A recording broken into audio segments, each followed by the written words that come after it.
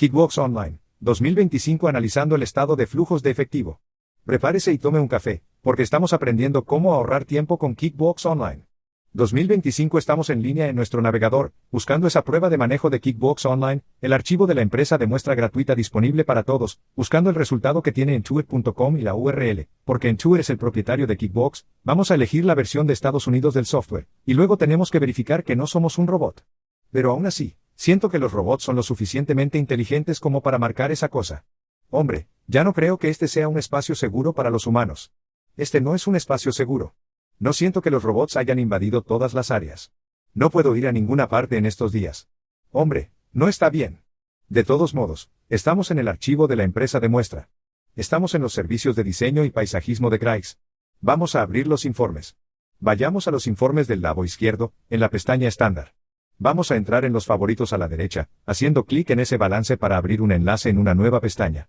Con el botón derecho, haciendo clic en la cuenta de pérdidas y ganancias, se abre un enlace en una nueva pestaña.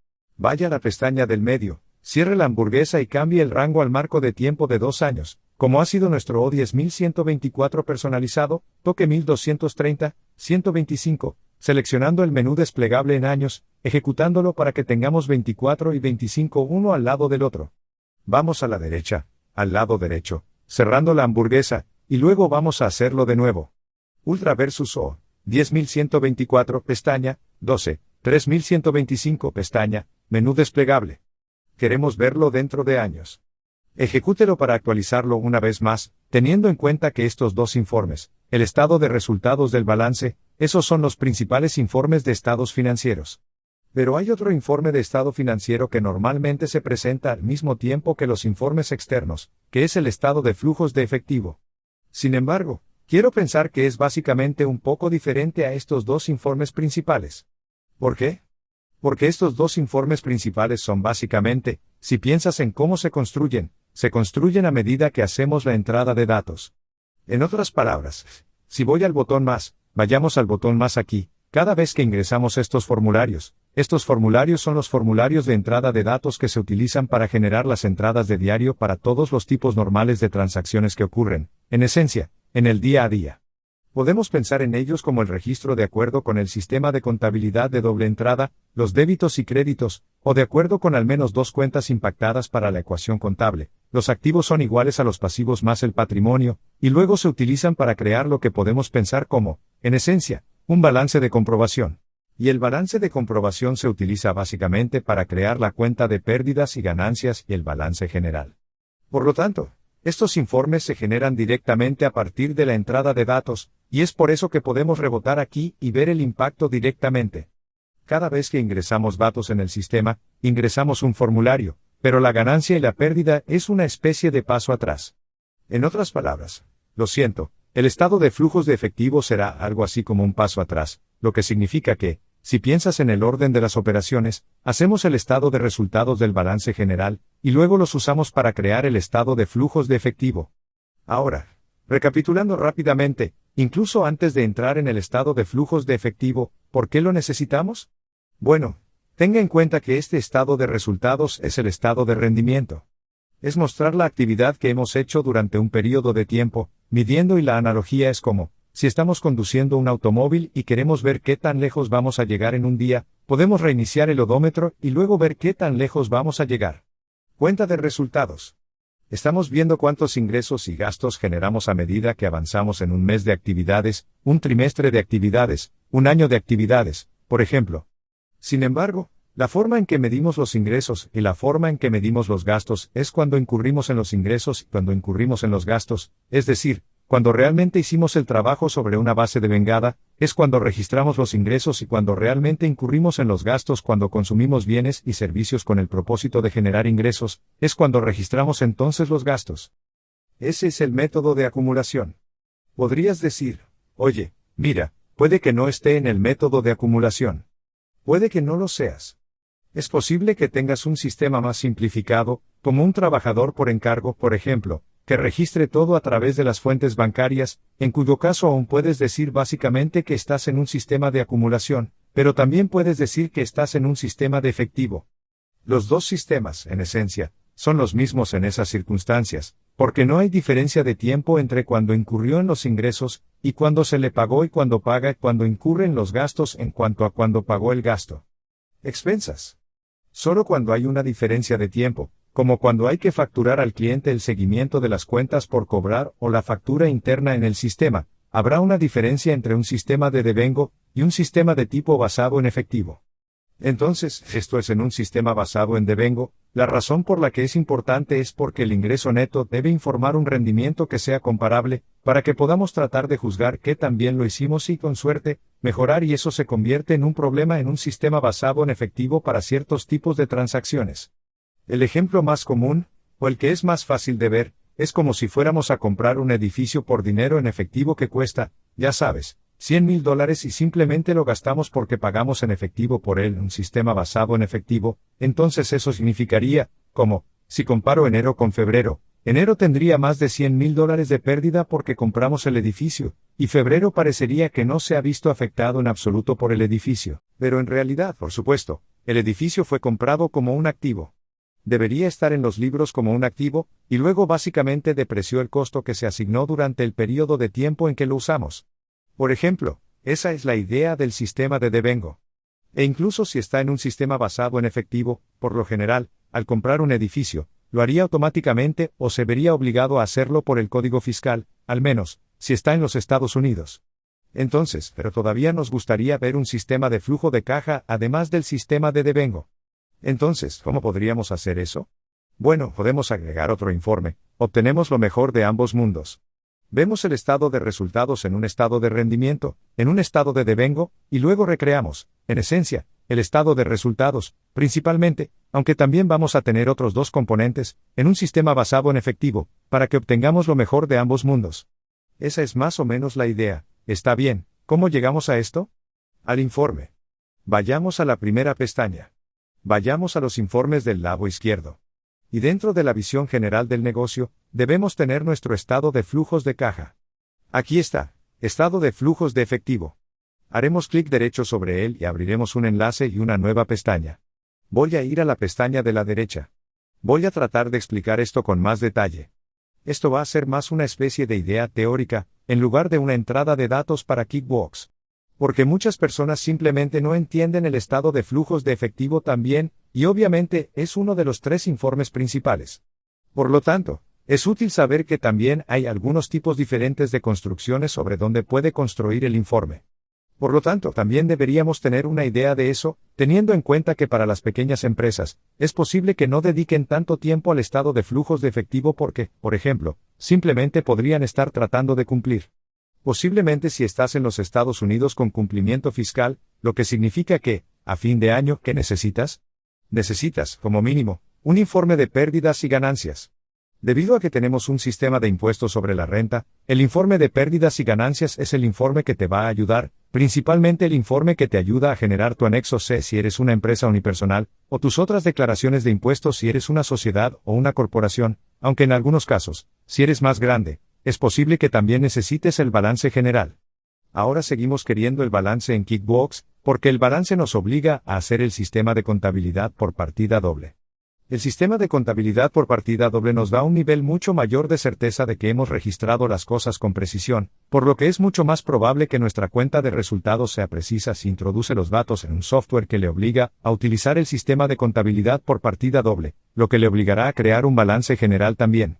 Está bien, entonces, pero el precio, por lo que el estado de flujos de efectivo no es típicamente algo que vamos a usar para hacer la declaración de impuestos, por lo que va a ser algo para fines de informes que podría ser un valor agregado que nos brinde el flujo de efectivo, lo cual, por supuesto, es importante, porque el flujo de efectivo es la sangre vital de la empresa. Así que ahora que tenemos nuestro estado de rendimiento, el estado de resultados, no sobre la base del flujo de caja, entonces podríamos querer añadir la base del flujo de caja, porque, de nuevo, el flujo de caja es el alma de la empresa. Muy bien. Así que aquí va a estar el estado de flujo de caja. Así que vamos a cerrarlo y luego abrirlo uno por uno. Así que voy a cerrar las tres secciones aquí, y simplemente lo analizaremos. Así que vamos a hacer esto. Esto es solo un mes. Hagámoslo por el año aquí. O 101, digamos 2, 4.230, 124, corre todo bien. Ahora tengo que cerrarlo de nuevo. Así que ahora tenemos las tres secciones. Muy bien. Entonces, ¿cuál es el estado de flujos de efectivo? Bueno, puedes desde los más similares. Desde el punto de vista, se puede pensar en ello como un estado de resultados, un estado de rendimiento. Necesita una fecha de inicio y una fecha de finalización. No se trata de informar como de un estado, un punto en el tiempo sobre una base de efectivo en lugar de una base de acumulación.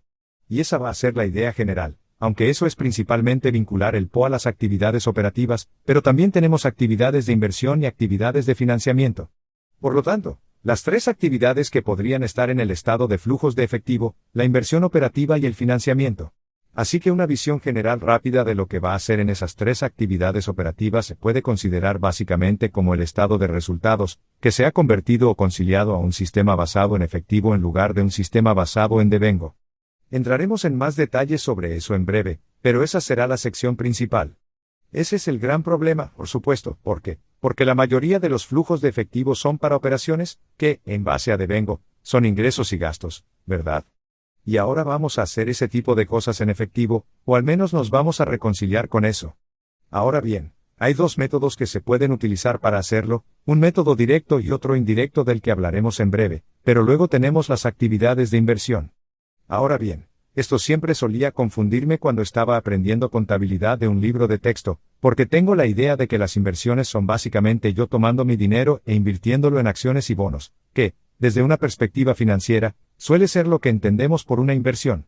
Pero también podemos usar el término inversión de manera más amplia, lo que significa que, en esencia, cada activo que tenemos en el negocio es una inversión, incluso el efectivo en el negocio es una especie de inversión, porque la idea es que, si tienes el efectivo en tu negocio, en lugar de en tu cuenta corriente personal, está ahí por una razón. Lo invirtió en el negocio porque lo va a usar en algún momento futuro, muy probablemente para comprar propiedades, planta y equipo o algo así, o pagar gastos. Pero las principales cosas que tenemos en activos en nuestro balance. En otras palabras, si voy a mi balance general aquí, ¿en qué consiste el balance? Principalmente, no vamos a sentarnos aquí y aferrarnos al efectivo. No hay razón para aferrarse al efectivo, porque si tuviera un exceso de efectivo, se lo daría a los propietarios en forma de sorteo o dividendo para que puedan invertirlo ellos mismos. No tendría que estar en el negocio. Lo que suelo comprar en el negocio son propiedades, planta y equipo, las cosas que necesitamos para ayudarnos a generar los ingresos. Y eso es lo principal en lo que pensamos como inversión. Así que aquí pensamos en ello como activos fijos, pero si es algo que la empresa compró y no lo consumió. No lo gastamos porque aún no lo consumimos, sino que lo estamos poniendo en los libros como un activo que vamos a consumir más adelante. Esa es la definición de una inversión. Por lo tanto, la propiedad, la planta y el equipo van a ser las cosas principales que están aquí en las actividades de inversión. Y puedes pensar en una transacción y pensar si va a estar o no en funcionamiento, inversión o financiamiento, pensando, ¿hay un componente de estado de resultados en la transacción? Y si no hay un componente en el estado de resultados, lo más probable es que no esté en funcionamiento, sino en inversión o financiación. Entonces, eso significa invertir, generalmente se ocupa de la compra de propiedades, plantas y equipos, y la venta de propiedades, plantas y equipos. Y luego tenemos las actividades de financiamiento, que es típicamente cuando pensamos en, ¿cómo compramos las plantas y el equipo de la propiedad? ¿Cómo conseguimos el dinero para comprar las plantas y equipos de la propiedad? Bueno, podríamos haberlo ganado y haberlo sacado de la equidad. Pero también podríamos financiarlo, por ejemplo, tomando un préstamo para financiar. Así que esas van a ser las cosas en las actividades financieras, ya sea las actividades de préstamo, pedimos un préstamo, o pagamos el préstamo, o el financiamiento a través de capital, el propietario puso dinero en el negocio que, si fuera una empresa unipersonal, sería solo una inversión del propietario o una sociedad. Si se tratara de una corporación, sería la venta o la distribución de acciones. Crearíamos más acciones, de acuerdo. Dicho esto, echemos un vistazo a cada una de estas categorías, así que ahora tenemos las actividades operativas. La otra cosa que hay que tener en cuenta aquí es que, si vas a decir, bueno, entonces las actividades operativas son básicamente como el estado de resultados en efectivo en lugar de en base de vengado. Así que pensarías que lo que harías entonces es mirar el estado de resultados, línea por línea de gastos de ingresos, y convertirlos de una base de efectivo a una base de devengo, ¿verdad? Así que yo recrearía el estado de resultados en efectivo. Eso significaría que en lugar de registrar los ingresos aquí, por ejemplo, cuando los obtuvimos, que podría ser en el momento en que ingresamos la factura, no registramos los ingresos hasta que realmente los recibimos, hasta que se recibió el efectivo. Joder, entonces, puedes hacerte una idea de eso cambiando a una base de efectivo aquí. Entonces, cambio a una base de efectivo, ¿qué va a hacer Kickbox? Lo que debería hacer, básicamente, es crear el estado de resultados, pero en lugar de ingresar los componentes de devengo, registrar los ingresos cuando ocurrió una transacción no monetaria, como una factura o una factura, y luego solo registrar las transacciones cuando el efectivo se ve afectado, lo que significa que los ingresos aumentan cuando tenemos una venta en caja registradora, que sería lo mismo bajo un sistema de devengo o caja. O en lugar de registrar cuando se crea una factura, registrar cuando tenemos el pago recibido, registrar los gastos cuando se emitió un cheque, por ejemplo, o el pago de un gasto. Pero eso sería lo mismo en un caso de caja o en devengo, y no registrando un gasto cuando ocurrieron las cuentas por pagar, sino más bien registrándolo cuando pagamos las cuentas por pagar. ¿Derecha? Que eso estaría aquí. Por lo tanto, este cambio de devengo a efectivo básicamente te da una especie de estado de resultados en un estado de flujo de efectivo directo, lo que podríamos llamar un estado de flujo de efectivo de método directo. Así que el resultado final aquí, vamos a ver. Sale a 698,73 por aquí salió, así que no es exactamente lo que salió aquí en el estado de flujos de efectivo. Pero esa es la idea general. Pero el estado de flujo de efectivo suele utilizar lo que llamamos un método indirecto. Entonces, ¿es un método indirecto? Bueno, eso significa que vamos a empezar con el ingreso neto, que fue en 2088, permítame volver aquí y decir, volvamos a la acumulación. Bueno, permítame, antes de hacer eso, llevemos esto a 2024 y ejecutémoslo, solo para verlo. Fue que 698 está bien, 698 y aquí estamos, está bien, eso no es lo mismo. Vamos a verlo. Hagamos que vuelva a devengarse y ejecutémoslo para 2024, así que ahora estamos en el 2088-38, así que ese va a ser nuestro punto de partida. 2088-38 para que puedas ver cómo el envase al devengo, el estado de resultados se vinculará con el estado de flujos de efectivo, porque los ingresos netos se vincularán. Y luego vamos a retirar todas las cosas que se acumulan, ¿cómo lo hacemos? Bueno, vamos a las cuentas de balance general que son cuentas de devengo, es decir, las cuentas por cobrar son una cuenta de devengo, y básicamente miramos la diferencia o el cambio en las cuentas por cobrar y eliminamos el componente de devengo. Lo mismo con las cuentas por pagar, la tarjeta de crédito, etc. Ahora bien, no voy a entrar en eso. ¿Cómo se hace eso en detalle? Pero si puedes hacer eso, si lo entiendes bien, entonces realmente tienes una buena comprensión del sistema de contabilidad por partida doble. Tenemos otros cursos y secciones sobre eso. Si quieres hacer eso, es un muy buen ejercicio. Es decir, si pudieras construir un estado de flujos de efectivo. Tengo una buena cantidad de experiencia con eso, porque cuando trabajé en firmas de CPA, teníamos que construir el estado de flujos de efectivo y, como a mucha gente, no les gustaba hacerlo, porque realmente no tenían un sistema para resolverlo. Así que, fulano de tal, me dejaron con eso como una persona nueva, pero luego me volví bueno en eso y disfruté haciéndolo hasta cierto punto. Entonces, y si lo entiendes, de nuevo, es una muy buena práctica entender el sistema de contabilidad de doble entrada, pero eso es lo general, pero la idea general es que vamos a comenzar con los ingresos, y luego retroceder al flujo de efectivo en el estado de resultados de un sistema basado en efectivo. Ahora bien, ¿por qué el método indirecto, el que se utiliza principalmente en lugar del método directo, en el que se empezaría con los ingresos menos los gastos en efectivo, en esencia? Y la razón es porque esto te da una reconciliación añadida. Si simplemente comenzara e hiciera un estado de resultados que estuviera en un sistema basado en efectivo, lo que sucedería sería genial, pero realmente no veo la diferencia entre los dos. Mientras que esto me da una reconciliación, algo así como una conciliación bancaria, que dice, hey, esto es lo que el banco dice que es efectivo en el mismo momento, esto es lo que nuestros libros dicen que es efectivo y esto es exactamente lo que es la diferencia. Eso es lo que está haciendo aquí, ¿verdad? Este es el ingreso neto que decimos sobre la mejor base de devengo. Estos son los factores diferenciadores que lo concilian, en esencia, con los ingresos netos, o los ajustes totales al efectivo en un sistema basado en efectivo. Muy bien, esa es la idea general. Pero luego tenemos las actividades de inversión. Ahora, recuerde, las actividades de inversión son cosas como, donde el efectivo se ve afectado, pero no hay un gato, pero no afecta el estado de resultados. Entonces, por ejemplo, Si compro un camión en efectivo, entonces el efectivo se ve afectado, pero la transacción. Registre que sería aumentar la cuenta de activos y luego disminuir el efectivo. Ninguna cuenta del estado de resultados se vio afectada, por lo que debe estar en el estado de flujos de efectivo. Porque el efectivo se vio afectado. Hubo una salida de efectivo. Sino porque en el sistema de devengo, no lo pusimos en la cuenta de resultados. No lo voy a poner en las actividades operativas. Vamos a ponerlo aquí en las actividades de inversión. Del mismo modo, si vendiéramos el camión, tendríamos un aumento en efectivo, posiblemente. Pero, una vez más, no lo voy a poner en las actividades operativas, sino en la cuenta de resultados.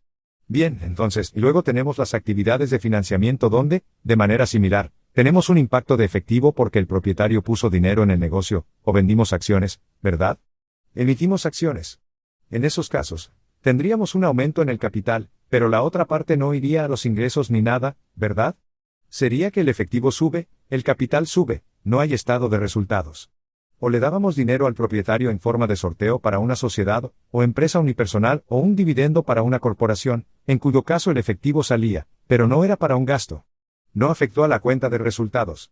El otro lado está en la sección de equidad, esas 4, por lo tanto, son actividades de financiación.